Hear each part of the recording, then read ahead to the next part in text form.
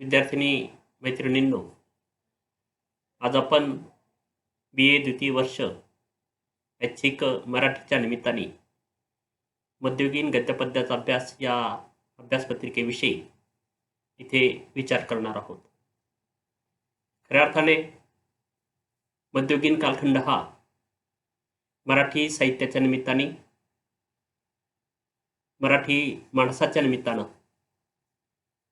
आणि समाजाच्या निमित्ताने सुद्धा एक वेगळ्या पद्धतीची परिवर्तनाची वैभव संपन्न अशा पद्धतीची परंपरा निर्माण करण्याचा प्रयत्न इथे झालेला दिसून येतो. या संपूर्ण कालखंडाचा विचार केल्यानंतर आपल्या लक्षात येतं की संत, तंत आणि पंत अशा तीन काव्यक्षेत्रातील परंपरा इथे फार प्रभावीपणे योगदान देताना दिसत आहेत. समाजमनाचं प्रबोधन करणं आणि त्यानिमित्ताने समाजाला एकसंघ बनवणं हा त्या काळातला एक महत्त्वाचा हेतू या साहित्य निर्मितीमागे दिसून येतो. आपण ही गोष्ट इथे निक्षुणपणे लक्षात घेतली पाहिजे की मध्ययुगीन कालखंड हा अनेक आक्रमणांनी गाजलेला होता. एकीकडे आपल्या हे लक्षात येतं की भारतीय भूभूमीवर जसा पद्धतीने अनेकांनी परकीय लोकांनी आक्रमणं केली, तशीच भारतीय माणसाच्या मनावरही आक्रमण करण्याचा प्रयत्न इथं झालेला दिसून येतो. आपण ही गोष्ट आणखी ते कबूल केली पाहिजे की भारतीय माणसांनी अनेक आक्रमणं पचवली, पण प्रत्यक्ष त्याची प्रतिक्रिया म्हणून या ठिकाणी प्रति आक्रमणं त्यांनी केलेली दिसून येत नाही. याचाच अर्थ की आमच्या संत महंतांनी सांगितलेल्या, विचारवंतांनी, समाजसुधारकांनी सांगितलेल्या मार्गानुसार मराठी माणूस या ठिकाणी वाटचाल करताना आपल्याला दिसतोय. आज आपण अशा एका नव्या अनोखी कवी कलावंतांची इथे थोडक्यात ओळख करून घेणार आहोत. मला पूर्ण विश्वास आहे की स्वामी रामतीर्थ मराठा विद्यापीठाच्या निमित्ताने मराठी विभाग प्रमुख कैलासवासी सौ कमलते जामकर महिला विद्यालय परभणीच्या वतीनं मी तुम्हा सर्वांचं मनापासून स्वागत करतो. आज आपण बिकट वाट वहिवाट नसावी हा अनंत फंदीचा एक फटका या ठिकाणी लक्षात घेणार आहोत. अनंत फंदी अर्थात अनंत घोलप हे नगर जिल्ह्यातील संगमनेर या गावचे. त्यांनी प्रभावी अशा पद्धतीने प्रबोधनाची एक विचारधारा लोकजीवनात रुजवण्याचा प्रयत्न केलेला दिसून येतो. आपल्या हे लक्षात येतं की मूलतः पारंपरिक अशा पद्धतीचा गोंधळीपणाचा त्यांचा एक घराण्याची परंपरा दिसून येते. सरापे हा त्यांचा व्यापार उद्यम होता आणि त्याही पुढे जाऊन कालांतराने त्यांनी लोकप्रबोधनासाठी, मनोरंजनासाठी तमासगीराची भूमिका सुद्धा या ठिकाणी निभावलेली दिसून येते. कालांतराने त्यांच्या जीवनामध्ये अनेक चढउतार दिसून येतात. अनेकांच्या मार्गदर्शनाचा फार मोठा प्रभावी आविष्कारही त्यांच्यावर झालेला दिसून येतो. त्यातही फार प्रभावी अशा पद्धतीचा आविष्कार थोर समाजसुधारक, तत्कालीन लोकजीवनातील फार प्रभावी अशा पद्धतीच्या समाजधुरीण अहिल्यादेवी होळकर यांच्या उपदेशानुसार त्यांनी तमाशाची परंपरा सोडून या ठिकाणी कीर्तन परंपरेकडे ते वळलेले दिसून येतात. म्हणजे या ठिकाणी आपल्याला ही गोष्ट लक्षात घ्यावी लागते की एकीकडे समाजमानाचं परिवर्तन करण्याचा प्रयत्न हा कवी कलावंत करतोय आणि स्वतःमध्येही तशा पद्धतीची काही परंपरा ज्या की आहेत त्या वृद्धिंगत करताना आपल्याला दिसतोय. आणि ही जी की संस्काराची रीती आहे ही या लोकजीवनामध्ये फार प्रभावीपणे राबवण्याचा प्रयत्न कवी कलावंतांनी केलेला आपल्याला पाहायला मिळतो. कवी कलावंतांमध्ये ते एक सामर्थ्य असतं की तो आपल्या विचाराचा फार मोठा प्रभाव आणि परिणाम या निमित्ताने अनुभवण्याचा प्रयत्न करतो. प्रभावाच्या निमित्ताने आपला जो काही विचार आहे तो समाजमान्य व्हावा, जनसामान्याच्या बोलीभाषेमध्ये तो पटवून देण्यात यावा, जनसामान्यांना रुचेल पचेल अशा पद्धतीच्या भाषेमध्ये तो आविष्कृत व्हावा, ही त्याची धारणा असते. आणि प्रत्येक कवीमन या ठिकाणी अशा पद्धतीच्या आपल्या जीवनातला जो काही अनुभव आहे तो कवी कलावंत या नात्याने का होईना त्या ठिकाणी एक साहित्यिक कलावंत या निमित्ताने अभिव्यक्तीचं स्वातंत्र्य अनुभवत असतो. अनंत फंदींनी सुद्धा या ठिकाणी मानवी व्यवहाराविषयी मौलिक अशा पद्धतीचं चिंतन केलेलं आहे आणि जनसामान्यांना सरळ मार्गी आयुष्य जगण्याचा जो काही उपदेश आहे तो या ठिकाणी कवीने केलेला आहे. माधव निदान ही त्यांची प्रसिद्ध अशा पद्धतीची रचना आहे. अनंत फंदी हे जे की कवी आहेत, हे कटाव आणि फटके या काव्य प्रकाराच्या निमित्ताने लोकजीवनामध्ये फार प्रसिद्ध झालेले दिसून येतात. त्याही पुढे जाऊन आपल्याला ही गोष्ट इथे मान्य करावी लागते की जनसामान्यांना त्यांनी उपदेश केला, पण अतिशय सहज सोप्या साध्या भाषेमध्ये तो केलेला आहे, लोक भाषेमध्ये तो केलेला आहे. आणि म्हणून त्याची जी की काव्याची परंपरा आहे, काव्याचा जो की प्रभाव आणि परिणाम आहे, तो सहजतया या ठिकाणी जनसामान्यापर्यंत पोहोचण्याचा प्रयत्न झालेला दिसून येतो. मग तो शिक्षित असो की अशिक्षित असो, अनंत फंदींचे कटाव किंवा फटके हा मनापासून अभ्यासताना दिसतो. त्याचं अंतर्यामी खोल अशा पद्धती चिंतन या ठिकाणी होताना आपल्याला दिसतं. आणि तशा पद्धतीचं आविष्करण करण्याचा जो काही पद्धतीचा आविष्कार आहे, आचरणशैली जी की आहे, ती प्रत्येक माणसाने या ठिकाणी अनुभवण्याचा प्रयत्न केलेला आहे. म्हणून सोप्या भाषेमध्ये उपदेश करणं हा त्यांचा मूळ हेतू आहे. आणि जनसामान्यांना सहज चांगल्या मार्गाला नेणं हा त्यांचा फार प्रभावी अशा पद्धतीचा पिंड राहिलेला आहे. आणि म्हणून बिकट वाट वहिवाट नसावी, धोपट मार्गा सोडू नको, संसारामध्ये ऐसे आपला उगाच भटकत फिरू नको, चल सालस पण धरुणी निखालस, बोला खोट्या बोलू नको, अंगी नम्रता सदा असावी, राग कुणावर धरू नको. काय म्हणतोय कवी कलावंत? कवीचं म्हणणं असं आहे की बिकट वाट वहिवाट नसावी, आपलं मार्गक्रमण हे सहज सुलभ असलं पाहिजे, स्वतःसह इतरांना ते उपकारक असलं पाहिजे, विना सायास विना कष्टाचं आपलं असणं इतरांसाठीच असलं पाहिजे. म्हणजे आपण ज्या मार्गाने मार्गक्रमण करणार आहोत, तो मार्ग अतिशय सरळ असावा, नेकीचा असावा, खऱ्या अर्थाने नीतीचा तो असावा. आणि म्हणून अशा पद्धतीचा हा मार्ग या ठिकाणी आपण निर्माण करताना धोपट मार्ग जो की आहे तो सोडायला नकोय. आणि म्हणून अशा पद्धतीचा हा जो की जीवन मार्ग आहे, जगण्याच्या संदर्भातल्या जी की रास्त अपेक्षा आहेत, त्यामध्ये संसारामध्ये जास्त गुरफुटून जायला नको, स्वार्थांध अशा पद्धतीची भूमिका या ठिकाणी आपण ठेवायला नको. जर तुम्ही संसारात गुरफुटून गेलात, स्वार्थांध पद्धतीने या ठिकाणी जर वावरत राहिलात, तर खऱ्या अर्थाने या संपूर्ण विश्वामध्ये तुमची फसगत होऊ शकते. आणि म्हणून उगाच अशा पद्धतीचं भटकत फिरणं जे की आहे तेही आपण टाळलं पाहिजे. म्हणजे विशिष्ट जीवनाचा हेतू लक्षात घेऊन आपण सगळ्यांनी सहज मार्गी आणि सरळ मार्गी या ठिकाणी आपल्या जीवनाची अनुक्रमणिका जी की आहे ती निर्माण करण्याचा प्रयत्न केला. आपला जीवनक्रम तसा असला पाहिजे. आणि म्हणून कवी सांगायला लागतो, चल सालस पण धरुणी निखालस, बोला खोट्या बोलू नको, अंगी नम्रता सदा असावी, राग कुणावर धरू नको. तुमचं वर्तन कसं असलं पाहिजे? विनम्र, सदाचारी, सत्शील, सात्विक, आणि त्यातही खास खास अशा पद्धतीचं तुम्हाला लोकांना समजून घेण्याची कुवत जी की आहे ती आत्मसात करायची. हे केव्हा शक्य होईल? जेव्हा तुम्ही लोकांमध्ये मिसळाल, लोकांची मानसिकता लक्षात घ्याल, लोकांचे राग, लोभ, विकार, विचार हे लक्षात घेण्याची कुवत तुमच्यामध्ये निर्माण होईल. या क्षमता किंवा या पात्रता ज्याच्या अंगी निर्माण होऊ शकतात, आणि त्या निर्माण करण्यासाठी नेमका कोणता गुण कवीने सांगितला? तर अंगी नम्रता सदा असावी, राग कुणावर धरू नको. म्हणजे खऱ्या अर्थाने तुमच्या अंगी जर विनम्रता असेल तर तुम्हाला इतरांविषयी हेवा देवा किंवा स्पर्धा, ईर्ष्या या ठिकाणी निर्माण होणार नाही, किंवा तुम्ही कोणावर उगा अशा पद्धतीचा राग लोभ करणार नाही. खतोसीपणाचा जो की आविष्कार आहे ना, तो कल्याणाचा मार्ग नाहीये. आणि म्हणून तुम्हाला या जीवनामध्ये ज्ञानाची साधना करत आत्मोन्नतीचा मार्ग निर्माण करायचा आहे. आणि मग त्यासाठी तुम्हाला धोपट मार्ग जो की आहे तो नीतीचा असला पाहिजे, चारित्र्य संपन्नतेचा असला पाहिजे, सालसपणाचा असला पाहिजे, निर्विघ्न तो असला पाहिजे. आपल्यापासून इतरांना त्रास होऊ नये याची काळजी घेत घेत आपण स्वतः मार्गक्रमण जर केलं तर मला असं वाटतं की प्रत्येक माणसाचं जगणं हे विलोभनीय सुंदर होऊ शकतं. आणि म्हणून नास्तिकपणात शिरोणी जनाचा बोल आपला घेऊ नको, भली भलाई कर काही, पण अधर्म मार्गी शिरू नको. काही कर, पण जे जे की करता येईल ते चांगलंच कर. ज्याच्यात भलाई आहे, ज्या निमित्ताने भलं करता येईल ते ते करण्याचा प्रयत्न तू केला पाहिजे. आपल्याच्याने कोणाचं वाईट व्हावं ही जी की धारणा आहे ना, हा माणुसकीच्या निमित्ताने केलेला एक अधपात आहे असं मला वाटतं. आणि म्हणून कोणाच्याही मार्गात अडसर न ठरता सहज सुलभ या ठिकाणी अशा पद्धतीचं मार्गक्रमणासाठी उपकारक जी की दिशा आहे किंवा तशा पद्धती सहकार्य जे की आहे ते आपल्या आचरणातून आपण या ठिकाणी सिद्ध केलं पाहिजे. उगाच नास्तिकपणा चिरायचं नाहीये, ज्ञान विज्ञानाच्या गप्पा मारायच्या नाहीयेत.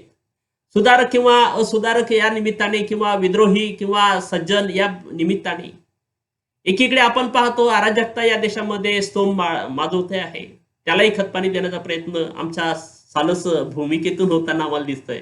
म्हणजे वरकरणी ज्यांना देवरूपी आपण समजतो असेही लोक या ठिकाणी अंतर्यामी कसे जी की भूमिका आहे ती या ठिकाणी सहज वापरतायत. हे त्यांचं सहज लीलया व्यक्त होणं जे की आहे हे या ठिकाणी उपकारक नाही. आणि म्हणून आपल्याला नास्तिकपणात उगं शिरायचं नाहीये, जनाचा बोल लावून घ्यायचा नाहीये.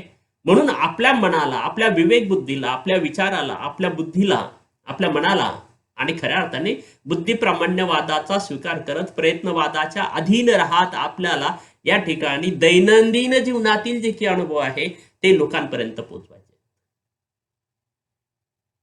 म्हणजे एकीकडे भली भलाई कर काही, मी काय म्हणतोय की जर करायचं तर काहीतरी चांगलंच करा. इतरांच्या कल्याणाचा जो हेतू तो इथं आत्मसात झाला पाहिजे, त्यातून तुमच्या कार्यातून ते सिद्धीला गेलं पाहिजे. पण हे सगळं करत असताना धर्म आणि धर्म याच्या केवळ गप्पा मारून चालणार नाहीये. म्हणून अधर्म मार्ग जो की आहे त्यात आपल्याला शिरायचं नाहीये. धर्म आणि नीतीनी चारित्र्य संपन्नतेच्या निमित्तानं ज्ञान संपन्नतेच एक वलय तुम्हाला निर्माण करायचं आहे. लोकाचार हा सदाचाराची रीतीभाती असली पाहिजे, ही एक निर्मितीची भूमिका तुमच्याकडे असली पाहिजे. म्हणजे व्यक्तीने जर ठरवलं तर तो सहजतया खूप काही चांगल्या पद्धतीची सद्गुण साधना करू शकतो. सद्गुणाची साधना करत करत त्या ठिकाणी सद्गुणी माणसांची खाणी निर्माण करू शकतो. आणि व्यक्तीने व्यक्तिशः या ठिकाणी जर विचार केला तर माणसं माणसालाच या ठिकाणी जिंकू शकतात. माणसंच माणसाची या ठिकाणी दुःखाचं हरण करू शकतात.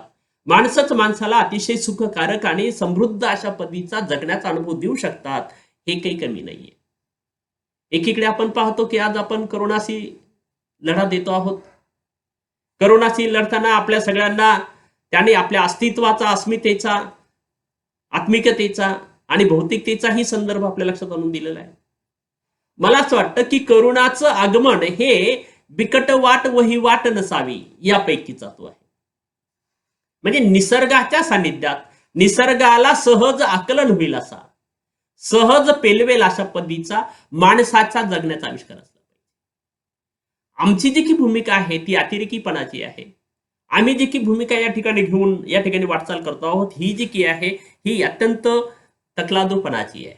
आणि म्हणून यातून सगळ्याला जर मार्ग काढायचा असेल तर अनेक नीती चारित्र्याच्या गप्पाच्या निमित्ताने नाही तर आचरणाच्या निमित्ताने आपण ते सिद्धीला नेण्याचा प्रयत्न केला पाहिजे.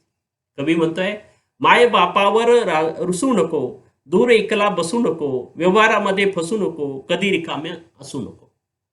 काय म्हणतोय, आई वडिलांचा कधी राग करायला नको. कारण त्यांनी जे की सोचलं, त्यांनी जे की अनुभव आपल्या समोर या ठिकाणी आपल्या आयुष्याच्या निमित्ताने सिंदुरी म्हणून आपल्या संदर्भाने शिक्षण आणि संस्काराच्या निमित्ताने दिलेली आहे. अपार मेहनत, फार कष्ट, कधी भुकेल्या पोटी राहत आपल्याला घडवण्याचा त्यांनी प्रयत्न केलेला आहे. म्हणून अशा पद्धतीच्या त्यांच्या प्रामाणिक परिश्रमाला न विसरता त्याचं स्मरण करीत आपल्याला या ठिकाणी जीवन जगायचंय.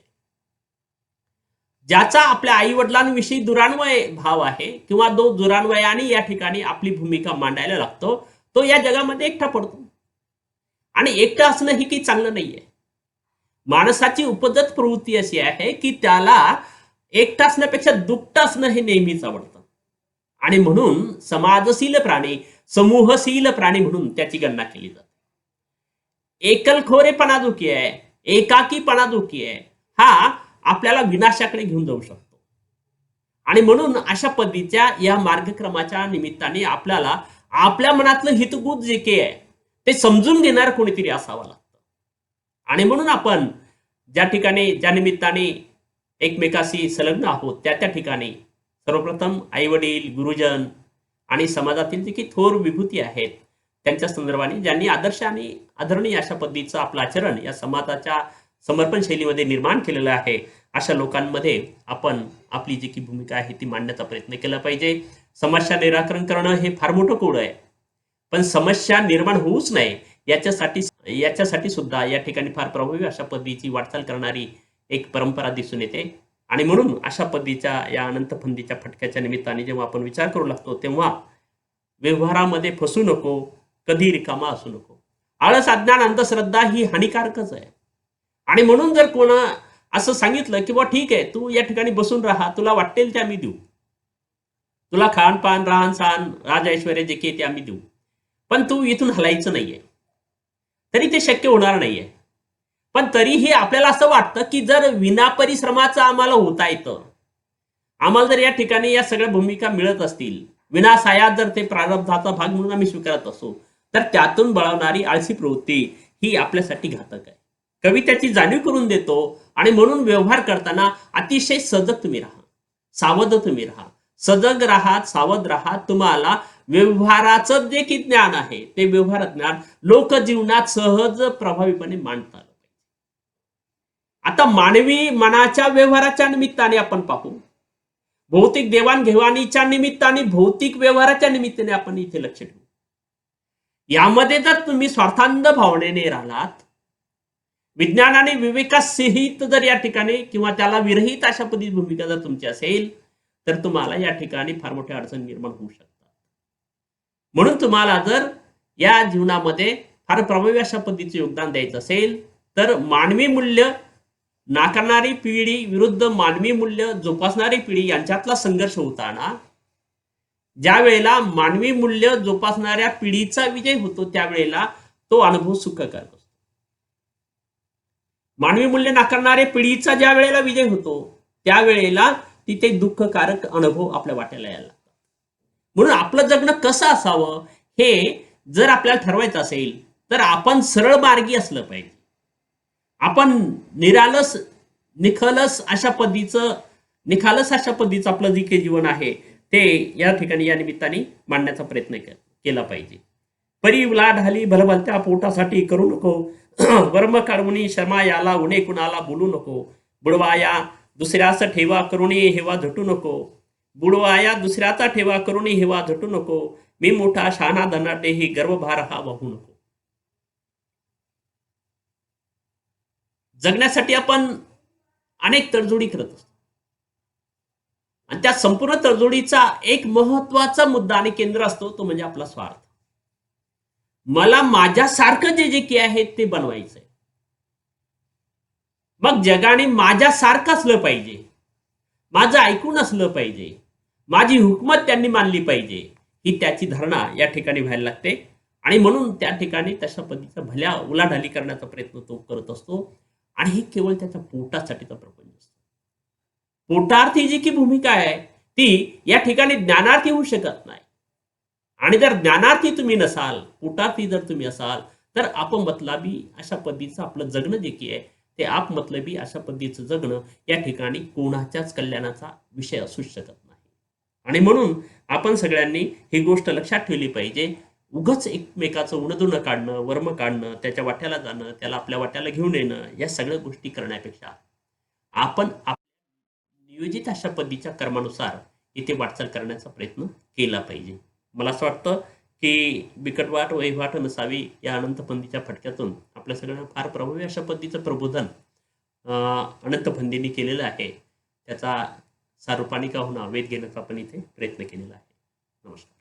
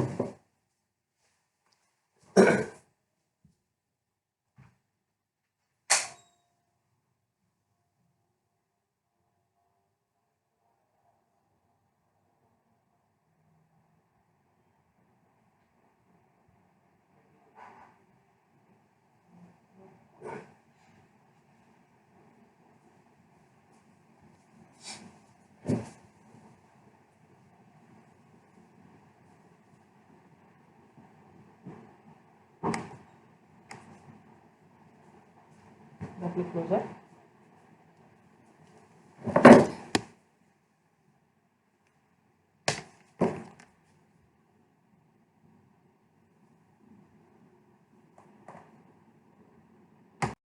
झालं ते हां